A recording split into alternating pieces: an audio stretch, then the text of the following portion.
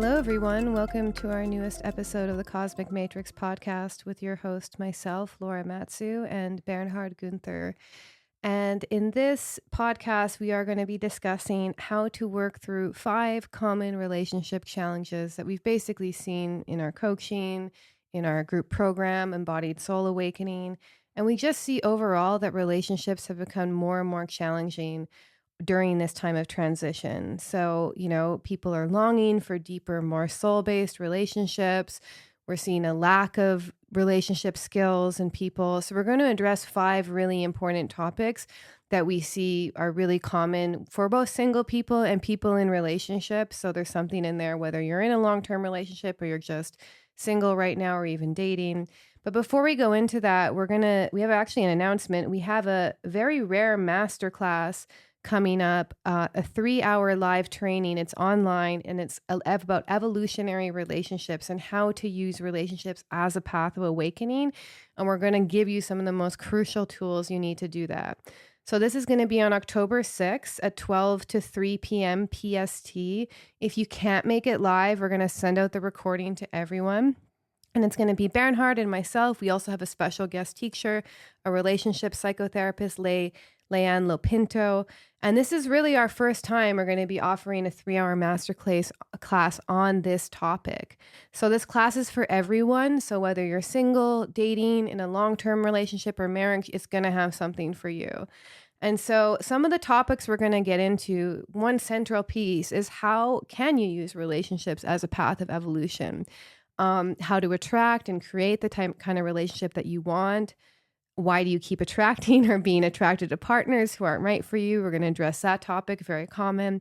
What to do when one partner is quote unquote waking up, but the other partner isn't. We're going to talk about the more esoteric parts of relationships. So occult forces and influences in relationship, love bites, trauma bonds.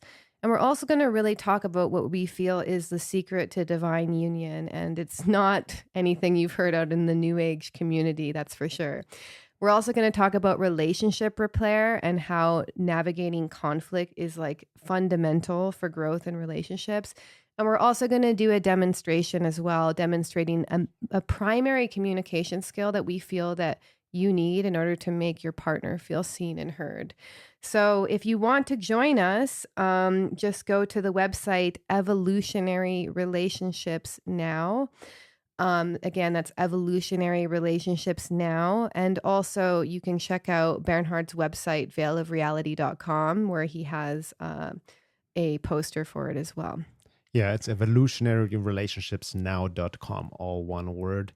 And you definitely don't want to miss out on this because, as Laura said, we don't do these masterclasses very often. That's very special. It's a 3-hour immersion with a special guest. And again, it's October 6th at 3 p.m. No, 12 p.m. until 3 p.m. PST, Pacific Standard Time. And anyone who registers will also receive a recording. So in case you can make it, you will receive the recording as well if you sign up. Yeah, perfect. So, excellent. With that being said, let's get into this episode on how to work through 5 relationship challenges. So we're going to go through all of them in together in the first and second hour of this podcast. And they are, in a nutshell, number 1, when one partner isn't growth-oriented and the other is. Number 2, the search for the perfect partner and addiction to romance. Number 3, lack of relationship skills and understanding of the different phases of relationships. Number 4, trauma and self-defeating patterns and beliefs about relationships. And number 5, the twin flame, the new age delusion and distortion, and all this talk about divine masculine, feminine stuff that has become very corrupted and oversimplified in this day and age. So we'll be going through all of these over the next 2 hours. So here we go. Let's start with number 1. That's a big one. That's a very important one. The idea of a relationship, we have talked about this before, needs to be growth oriented. What does it mean to be growth oriented? I think that it means to welcome change rather. I mean, we all kind of, on some level, we do fear change, because it's the ego likes comfort, security, routine, So I think it's people who lean into change and rather than avoid it at all cost, And, what I see with people is that sometimes as well, they become growth orientated within the relationship and they get into all sorts of self-development or psychology or spiritual topics. And then they try and get their partner to be into the same things. So I think there's a few different factors there. Number one, like it's really normal when you get into self-work to, especially when you read a book that like changes your life, to want to like share it with everyone around you and be like, okay, I'm working on my triggers. I'm working on my shadow. You also do that. You do that. You do that, You should. You should, yeah. Where you get into self-development and you're all gung-ho and then you try and force it onto others or maybe subtly get others into it, because you can see how valuable it maybe could be for their life, and maybe it could. But I also want to bring in something that I've also really noticed as well, is that when we get into certain topics, sometimes we can try and force them upon our partner in a way to make them more like us, actually. Yes. It's a way to try and actually return to the romantic stage where you super connected and super into the same things and there's like no difference between you. So there's nuance to this, Number one, it is, if you get into growth and you're in a relationship already, all of a sudden, then you get orientated towards growth. Yes, that can make your partner really uncomfortable because that wasn't the person you were before you got into the relationship. So there's that piece, and then there's the decision, okay, do you stay or leave in that relationship when you've changed? And then there's the other piece when you get into growth and then you try and get your partner into the same things, that the interests that you're getting into, as a way to try and make them more like you. So there's different strategies that people use, and then there's also, because personally, I think that if you're orientated towards growth and you're single, you should also be looking ideally for people who are also oriented towards growth, or else it's going to be your worst nightmare and you're going to be their worst nightmare. But if you do it in a relationship, it's a different story. Yeah, interesting that as you were sharing this, two things came up. Very true. I think you said at the beginning, really, if you enter a relationship, more what means a conscious relationship, growth oriented, like using the material that comes up for self work. And naturally, when you're in a relationship, more stuff will come out naturally. So, like you said, a lot of people will be driven to do more engagement in inner work, self work, or even relationship work because stuff will inevitably come up. Yeah. As I know, when you're alone by yourself, I always say there's only so much self work you can do by yourself, and you can actually get caught in your comfort zone, so to speak. And I think that's why a lot of people also become relationship avoidant, because it's easier to hide by yourself. You can lie to yourself, you have your own blind spots. And like you said, it's important to be around other people who are growth oriented and can act as mirrors, because naturally, even by the act of, how shadow projection works and animus dynamics, it only comes up in a relationship. That's why, and we go in this deeper as well, especially also in our masterclass, in this spiritual union from an esoteric perspective, the growth aspect or spiritual evolutionary aspect can go faster in a committed relationship because there's more material to work with actually that comes up. Right? Exactly. More triggers. Exactly. More instances where you have to learn how to emotionally regulate yourself. Exactly. The number two thing you said, it's right, and I can totally turn the mirror on myself. In past relationships, I was definitely looking for somebody who's totally like-minded, this is a trap of like-mindedness. Yes, there needs to some level of looking the same direction, having a certain worldview or similar interests and whatnot, but there can be the trap of wanting somebody who's exactly like us, reads the same books, has the same beliefs, same interests and all of that. Yeah. And I've seen this in myself in past relationship, and it came now, it actually, from some level, it comes from excitement of like you said, when we get our people, being able to talk to somebody and we're excited about this and we want to have a best friend and lover at the same time, where we can share everything together. Yeah. Right. But I can see myself in this type of relationship then almost like I was working with an astrologer back then, and he almost said, even for my setup sometimes, that I'm looking for a clone of myself. It's almost this narcissistic wounding.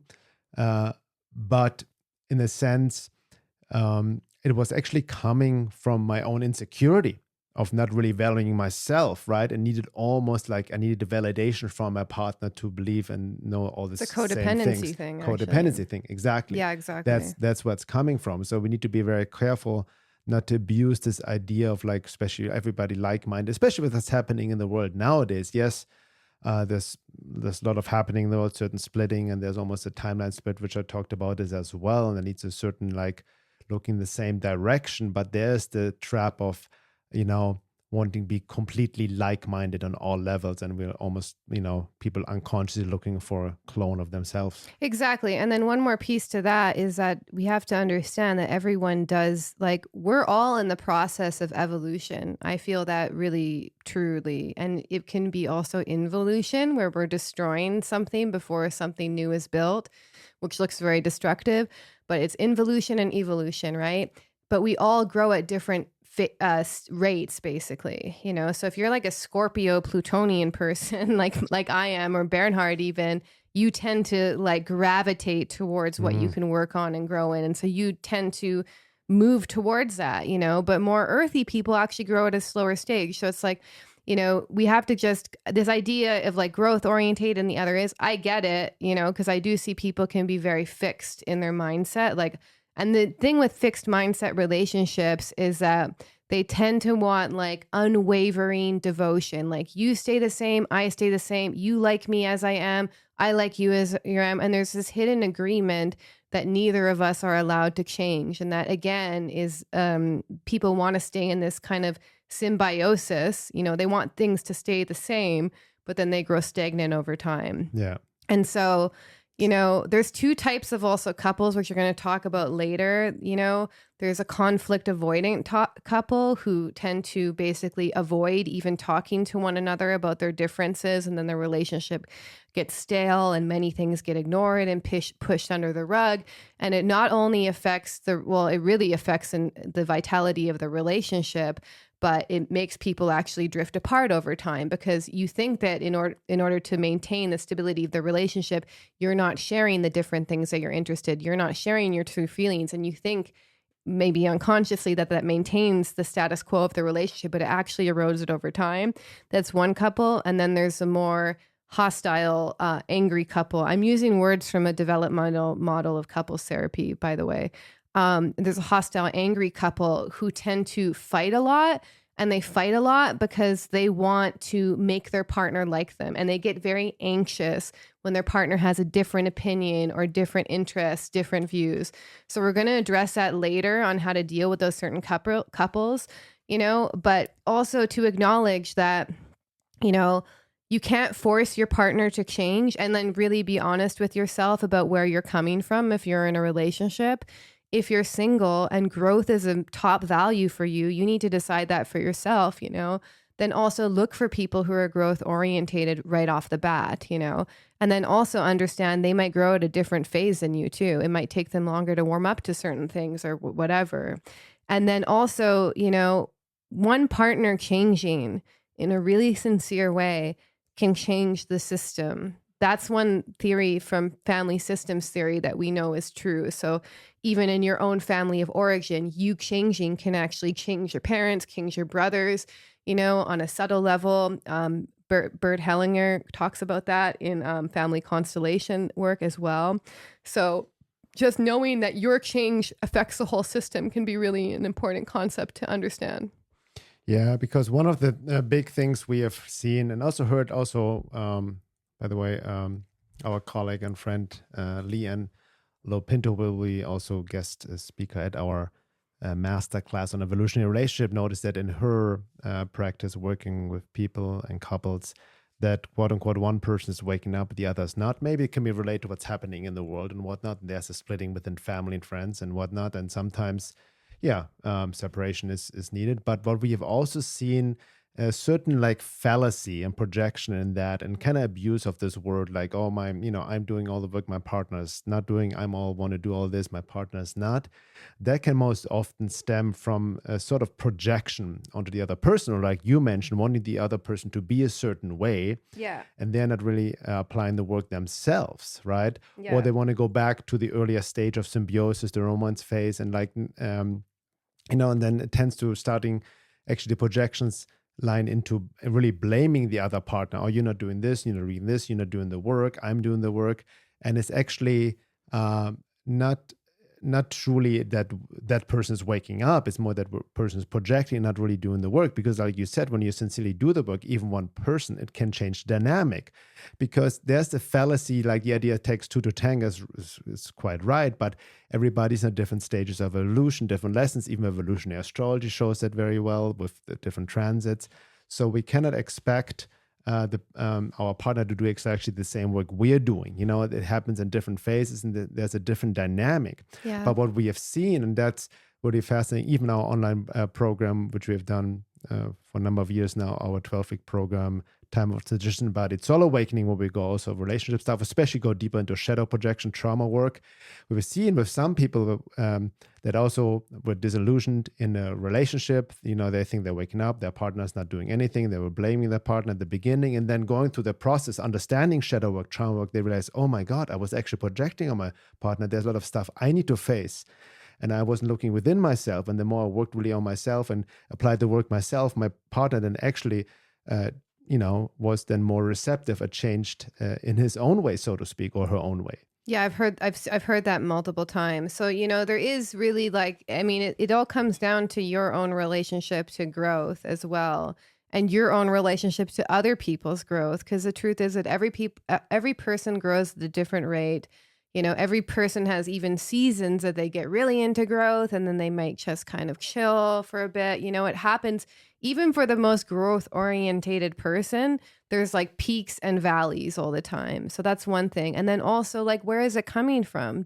Are you trying to make your partner like you? Like, I once had a client where like their partner was really into like breath work and like cold plunges and like saunas and like kind of like the biohacking self work stuff. And she was really into attachment and trauma and all this stuff, and they're both growing, but they're growing in different ways, and they both like different things, And so there can be the tendency to want to like make your partner get into the same ways of personal development that you are, when they also are their own person with their own, journey. And like, some things work for other people and some things don't work for others. So it's important to just understand those nuances. So Am I projecting on my partner and not really doing the sincere work myself? Am I doing this to make my partner more like me? Because we're going to talk about later in the podcast the importance of differentiation, and then also realizing that your sincere changing can change the whole system and can change the relationship with your partner. And I know that's controversial for some people. And I also want to acknowledge that there's some relationships that are unworkable, especially when there's been like, in intense betrayal or lies or, drugs or abusive relationships as well, But if you really want to stay with someone and you really want to stay in a relation, just really know that you changing can make profound changes for the system and can even inspire your partner to change more too. And also remember that we had this quote by Liz Green. I think we mentioned it in the podcast. We have it in our course as well, which maybe, I don't know if you have time to look it up, but also really basically in a nutshell, to understand really in light of the people we attract or attracted to, in that any time of our lives or relationships couldn't be any other way. So the fallacy is always to look for somebody else out there, something better, something different. And it also relates to, which we also will be getting into, in a failure to recognize these different archetypal stages of a relationship. Yeah, we're going to talk about that on the third point for sure. Okay. So yeah, let's talk about that kind of ties into the search for the perfect partner and the addiction to kind of romance. Yes. So, people get really addicted to this idea of their ideal partner, and they also can get very hooked on this romantic phase of the relationship because it's actually like a drug. You get all these good hormones flooding through your body, There's this really intense symbiosis, which happens during the romantic phase as well. And then also, because we're getting this rush of like all these feel good hormones, we can also get into relationships with people during the romantic phase if we're not discerning, who actually aren't long-term relationship material and don't actually have shared values with us. So I think it's really important to, number one, understand how unfulfilled childhood needs can heighten during the romantic phase and can make you, feel like, oh my God, this is the one, this is my savior, which is actually kind of like a child relating to their ideal parent. So that's one thing we need to look at, the attachment patterns that go up. And then also just, well, the romantic phase is to be appreciated, to understand. And it's also really important, to also, keep your left brain, logical brain online during that phase and really be like, what kind of relationship am I looking for? And what kind of, am I looking for a long-term relationship? And if I am looking for a long-term relationship, does this person have shared values and a vision that can be potentially a good partner for long-term? Which, out of my own experience, is easier said than done, because I also learned the hard way, so to speak.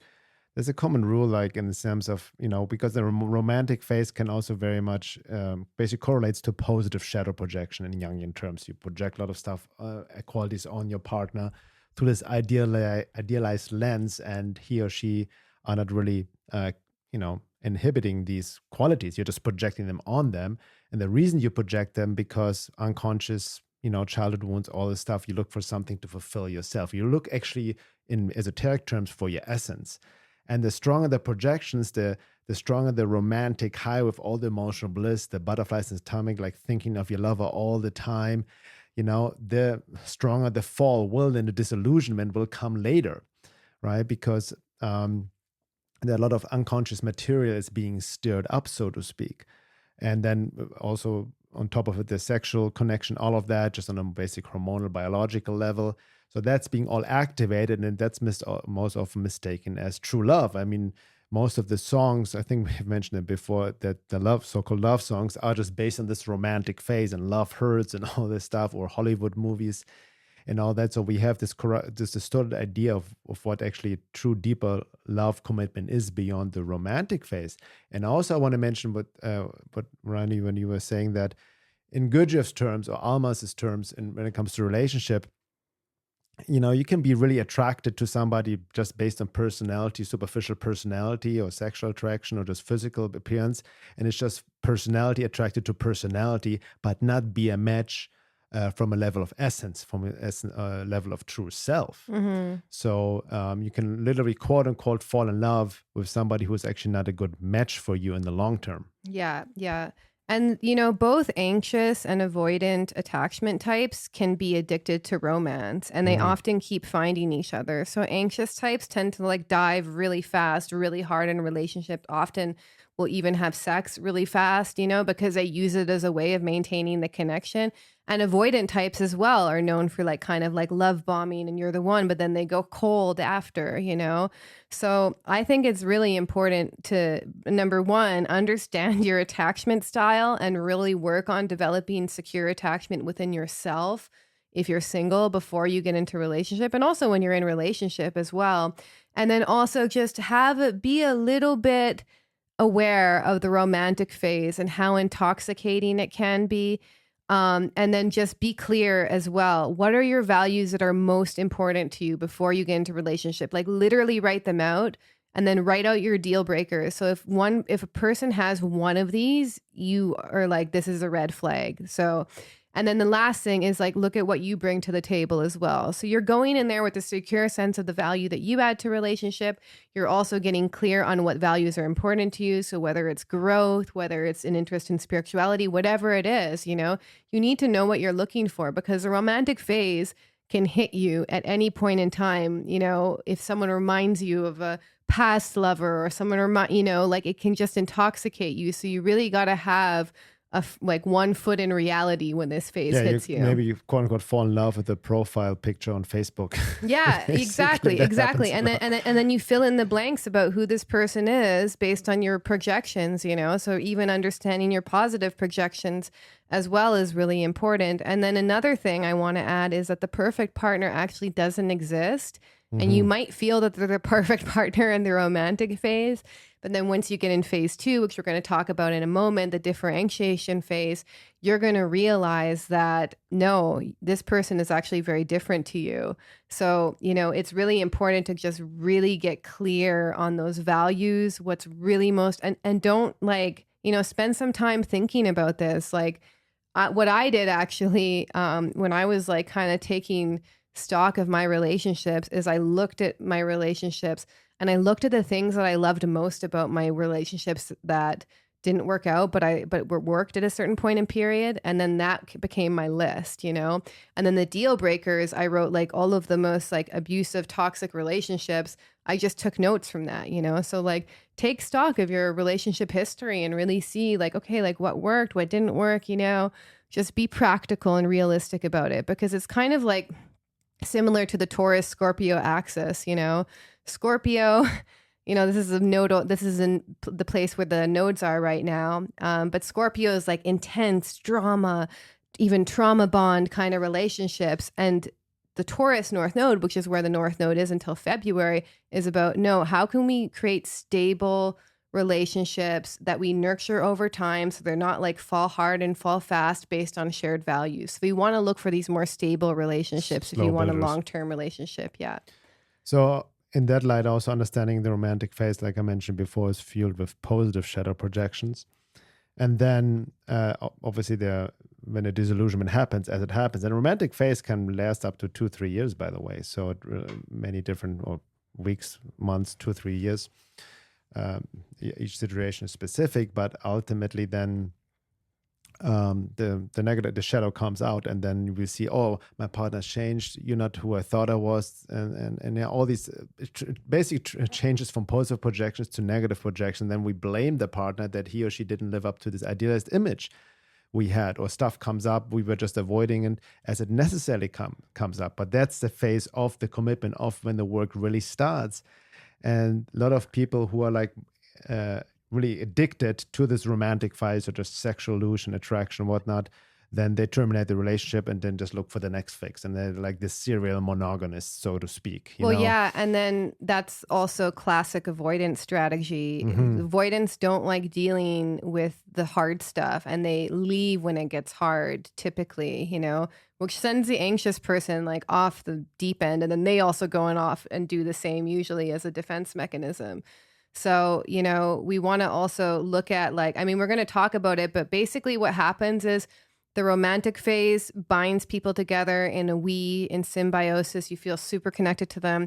And then you experience this first disillusionment, this first moment where you realize, whoa, you're very different. You're not what my positive projections thought you were, you know? And that begins the differentiation phase, which we're going to talk about. So couples that don't last cannot withstand the end of the romantic phase and the beginning of the differentiation phase. And it's a huge issue actually in all relationships. You know, couples who break up after like 2-3 years, or sometimes 3 months if they're more intense couples, that's because they met the differentiation phase usually, and then they weren't able to differentiate properly. Yeah. On that note, we you know, from a spiritual perspective, well, people have all this idea, which we want to talk about later, idealized version of the divine union, twin flame, and all of that, which we'll talk about later.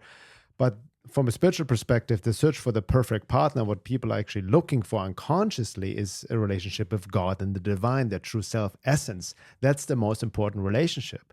So you really, like, if you want to go deeper, if you want to have evolutionary relationships or conscious relationships, it's more about your relationship first, more with God, with the divine, with the higher principle, with your true self and essence. The more you're connected to that, you won't get lost in a relationship. You won't project that much. You won't expect from your partner to fulfill all needs, which most often are unfulfilled childhood needs that weren't met by our parental figures, and we still try to get it from our partner. And if we don't get them, then we blame partner. And again, it goes round and round. It goes with each relationship. Yeah. So the main point to understand is the romantic phase will end, even though it feels good. Have one foot in reality during the romantic phase. And really, before you go into that romantic phase, get really clear on your values, what kind of relationship you're looking for, your deal breakers, and what you bring to the table, because that will help ground you in reality when you enter this phase. And then, you know, try and stick by what you wrote down too. Exactly. So you want to move on to the last piece, because I think this one, I have a lot to say about it, actually. The don't put yourself, don't. No. The lack of relationship skills and understanding of the phases of relationship. Oh, yes. Okay. So let's do that. All right. Yeah. So the third one, and we're going to get into the last 2 points in the second hour, which is only for members, by the way. So the third point is lack of overall relationship skills and lack of understanding of the phases of relationship. Mm-hmm. So this is like the biggest piece, actually, is that we are really living in an era where we weren't, number one, modeled healthy relationships most of the time. We weren't modeled healthy communication.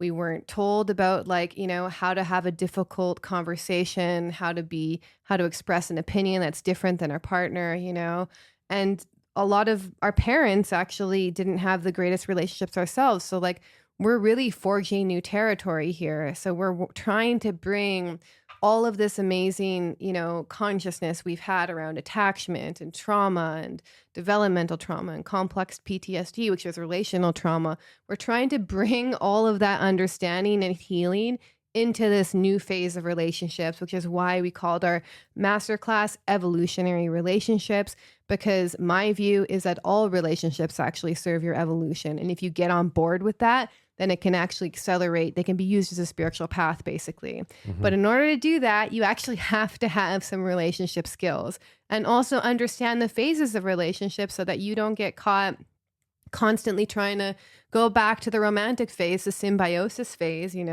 this idealized image that happened in the early stages of a relationship. I see that a lot in couples. They're like, oh, we were so amazing when we were in the beginning and we were so connected. They were all into spirituality and now they've changed, So a lot of that kind of languaging is actually like, I want to go back to that romantic phase. And you can't actually, It was nice while it lasted and you'll get it coming together again, but you're not going to go back. So basically, I'm going to talk about the different phases of relationship. So there's symbiosis, which you've talked about already. So symbiosis happens in the beginning, it can last anywhere from a few months to a few years. This is the honeymoon phase. So this is like you're deeply in love with person. You can't imagine ever not seeing the same way as them.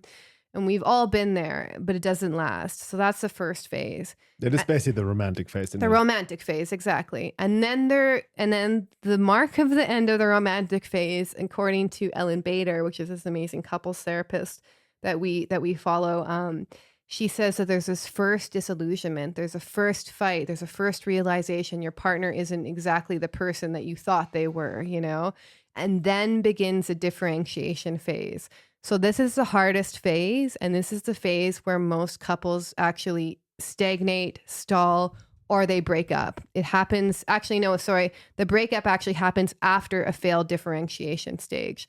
So differentiation is basically when couples start to see what's different about them, and they often struggle greatly in two different ways to get rid of those differences. So there's two different ways they struggle with this. There's a conflict avoidant couple who basically, once they start to notice their differences, they stop talking about certain things and they go cold. And then, if that carries on for years and they never talk to each other about the things that really matter to them, that's one couple. So basically they pretend everything is fine and good. They don't want to rock the boat. Exactly. There's basically codependency in a sense. Exactly. So they're not actually talking through their differences. They're just denying, ignoring, pretending that they don't exist. And they're avoiding talking about a lot of things that are really important to them. And then there's another couple actually called the hostile, angry couple. And what they do is they constantly get into these circular battles about things where one person in the relationship expresses a different point of view, expresses a different interest or whatever. And they secretly under the surface, they're fighting because they want their partner to see things the same way. They're trying to convince their partner. They're trying to make their partner be more like them. So it's a different strategy, but they're both trying to get back to the symbiosis phase. So basically, in this stage of differentiation, you need to learn some way to manage your differences and manage your conflict. So in symbiosis, you're in a we, and in differentiation, you're learning how to live together as two I's, as two people who are different, who have different opinions. And then the third stage is exploration. So this is when you really start to develop and practice your separate selves. You start to explore different interests and needs independent of each other. That's a scary stage for most couples. And if you didn't learn the conflict management strategies in the differentiation phase, that's often where couples really grow apart, and they lose the intimacy and vitality and emotional connection in their relationship in this stage. It's also the stage where Ellen Bader says most affairs happen as well. So basically, because if they don't do the differentiation phase consciously, yes, and have them addressed, here's the thing, folks, you have to understand conflict is natural, a lot of, I want to just point that out because it's a big thing. People in spiritual circles or what twin flame, they think like, oh, once I have found the perfect partner, will be harmony and bliss. There won't be any conflict and fight and none of that. And then if both people actually have this ideal in their mind, they can easily become these conflict avoidant of just like pretending that everything is fine.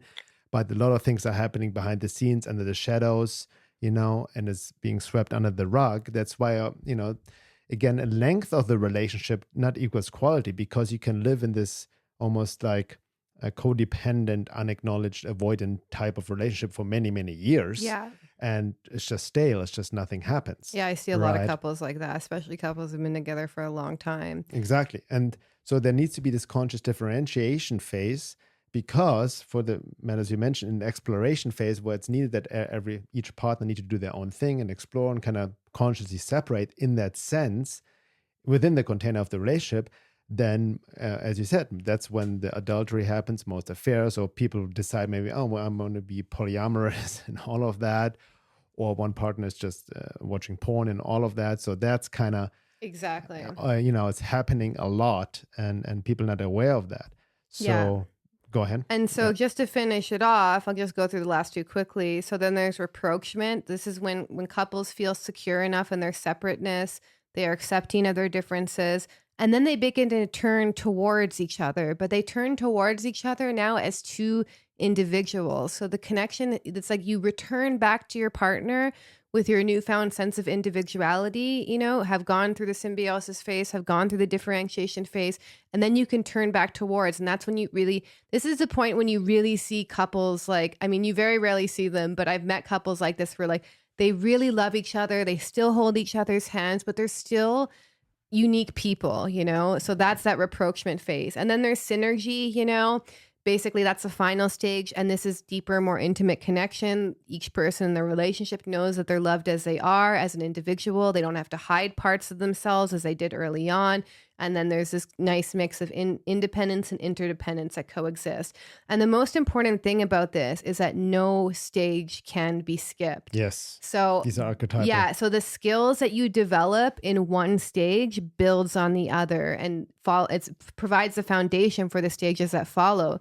So even the symbiosis phase is actually important. That falling in love romantic phase is important, because if you don't have that, then, and then you move into maybe a more passive avoidant couple, then the relationship will just die, very quickly. But the differentiation phase is the hardest phase. This is where most people break up. This is where most people go into one of these hostile strategies, or they go into these avoidance strategies. And, it's important to understand that, couples don't grow at the same rate, and they don't do it hand in hand. So you may move, into a more different area. You may grow in a certain way. Well, your partner hangs back for a while. Like if you look at nature, that's how nature grows too. It happens the same in humans, So you can't force your partner to grow, but you can take the first step. And it does take courage. It takes fearlessness. It takes risk. Faith. And it also takes anxiety tolerance, because as you grow in this differentiation phase, you actually have to be with the anxiety of actually becoming your own person. That's a very important point to understand, that we, in a growth-oriented couple, when you do your work, that, you're not always going together at the same pace in the same areas. There are different areas that pop up for each individual, because we're very unique individual beings. That's the whole point of the differentiation phase, to see the other as a unique individual. Yeah. Not to overlay our projections, get out of symbiosis. Oh, we do all this together. We. And then, I think that's why I mentioned it before, but it helped me a lot really in that instance to get a better objective understanding was evolutionary astrology, understanding my deeper lessons based on my natal chart, for example, your natal chart, and then transits that happening for us individually. On top of it, then you have the composite chart and all of that. But it helps to understand that archetypally, or like from this bigger picture perspective, you need to really respect the individuation process that is different for each. Yeah. Because the differentiation process is almost basically the individuation process for a couple. In the sense, no, Ellen Bader specifically defines it as being different, because individuation is a path of wholeness, whereas her definition of differentiation is the active, ongoing process of defining who you are, expressing who you are, revealing who you are, clarifying boundaries, and managing the anxiety that comes from risking sharing your unique self that can either create more intimacy or potential separation. So you take there's a lot of courage and fearlessness, which is necessary in the differentiation phase, because number one, you have to start developing your I and be like, who am I? How do I feel? Because there's all sorts of strategies that the couple will do to try and make their partner go back to the symbiosis phase, to make their partner like them, actually. So there's a lot of anxiety that you have to learn to manage during the differentiation phase, like revealing an opinion that's different to your partner, revealing an interest that's different to your partner, and also being able to have them reveal stuff to you that's different to you, and you manage your anxiety about the fact that this person is different to you as well. Yeah. So, so on that, it reminds me as well, it would probably help with these phases in general before getting into deep relationship to really have a certain, like David Rico said, having already done a certain amount on yourself, knowing thyself, and even connected even with your deeper purpose or what you're already here to do, so to speak, in a sense. So you don't use the relationship as your purpose, or like you're kind of addicted or dependent on the other person because you have not found your own way. yeah. So I think it helps, it will benefit these phases, especially from the symbiosis to the differentiation, when each partner already has something they feel very drawn to, like from a, essence level, what their mark or their purpose in this world to do, so to speak. Yeah, if you look at it, and that's also why we're starting to do relationship stuff. If you look at it to the Aries Libra axis, which is what we're going to switch into in February 2023, Libra is like the archetype of like marriage, long-term relationships, true equal partnership. But opposing that is Aries, which is about the self, what do I want? What do I like? And you have to know the Aries archetype in order to actually get into a truly equal relationship. There has to be two solid I's. So that's what she's pointing towards, is like at this differentiation phase, you need to start asking the question, like, who am I? How am I different to my partner? How am I able to communicate those differences?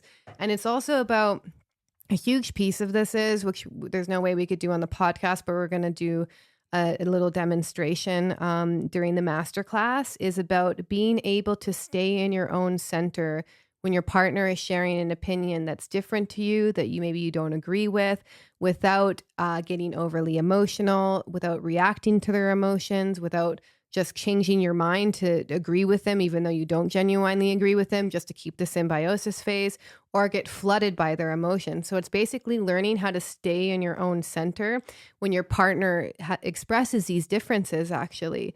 So it's secure attachment, but it's secure attachment to yourself and secure attachment in the way that you relate to others. So, when the differentiation phase, you really have to have these strategies to manage conflict and anxiety tolerance in the face of difference. So this means identifying the thoughts and feelings and wishes you have that are different to your partner, developing skills to reveal more of those differences about who you are as an individual without blaming, shaming your partner, or trying to make them like you. Yeah. And this is like, you really got to rest in this tension, actually, because it will help maintain the intimacy and the vitality and emotional connection in your relationship. But it's honestly not easy. Like Bernhard and I have just gone through this phase ourselves. We are actively working on this phase of differentiation, and it does take some, maturity to work through this phase, because there is a lot of anxiety that can accompany it as well. Exactly. And then the last part as well is just developing the awareness that your partner is a different person. He or she is an individual. They have their own history, their own karma, their own thoughts, feelings, belief, and desires. And, it's better at accepting their differences and being willing to, be open to their differences, even if they feel maybe even threatening to you, And so that's the key phase of the differentiation phase. And we're going to go into this in the masterclass and talk about that a little bit more. Yeah, we go definitely deeper into our upcoming masterclass. Again, if you want to join, go to evolutionaryrelationshipsnow.com. There you can register. It's October 6th at 12 p.m. until 3 p.m. PST, live masterclass. However, anyone who registers will receive the recording. So if you cannot attend it, You will receive the recording if you register. And again, the class is literally for everyone. Be it if you're single, dating, or long-term relationship or marriage, you will get something out of it. So, with that being said, this is the end of the first hour, and we'll continue in the second hour of the 2 more relationship challenges, and we have a little bonus after that as well. So in the second hour, we go deeper into trauma and self-defeating patterns and beliefs about relationships. We see that a lot as well. And then also we want to address this twin flame topic in delusion and distortion, very big in the New Age, has even made a comeback along with this whole divine feminine, divine masculine, or these high polarity teachings, which there are some, red flags as well. So we want to talk a little bit about that in the second hour. Again, that's for members. If you're not a member yet, you can sign up at my website, veilofreality.com, and then you have access to all the second hours, and we'd also appreciate your support so we can continue give you value and great insights and material that's very relevant for the times we're in. With that being said, thanks for listening, and see you in the second hour.